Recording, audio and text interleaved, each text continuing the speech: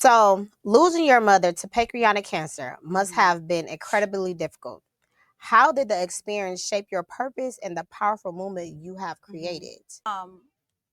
So in order for you to answer that question, I need to just tell the story. So it started with my mother in like the summer of 2014. Midsummer, she kept saying that her stomach was hurting. So I remember going to the doctor with her and them doing all these scopes and trying to figure out what was the cause of her pain. They couldn't find anything. So the summer is going on, and now we're into like August, September, and she's just like, my stomach hurts. Like it don't won't stop. And she wasn't really eating. And so I'm literally taking her to the ER on a regular basis, right? So that goes along. Now we're going into October. And October, I was now taking her to the ER twice a week.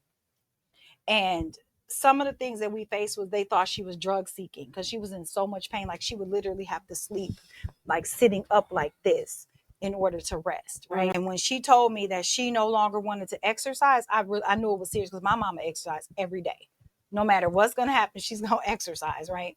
So when she said she didn't want to exercise, I'm like, okay, she's really sick. We got to figure this out. So I take her to the doctor, to the ER that night, and the ER doctor was an oncologist. So we're explaining everything, all her symptoms, what, the pain or whatever. And he was like, I have an idea. Let me check some. Even though she didn't had all of these scans and had all of this stuff already done, he does some sort of special scan. So he came back and he said, well, we're going to admit her. At least let's get her pain under control until we can figure out what this is. So the next day, we still don't have any answers yet. So the next day comes and they're like, well, we got her pain under control. We're going to go ahead and let her go home. And then once we get results, then we'll let you know. The ER don't take that long to get no results. So They don't. something's going on, right? I'm getting ready to come back to bring her out. And my cousin calls me. She was like, can you come back in for a minute? And I'm like, what? You know what I mean? Like, let's go. So I go back in and I see my mom. She's sitting on the bed. Her back is to the wall. She's facing the wall.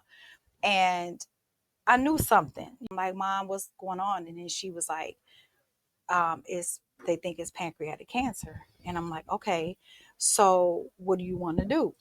You know, and she was like, I don't know. We got to figure it out. I said, well, whatever you decide you want to do and whatever you don't want to do, this is you get to make the choices. So we go on home and she's still very sick.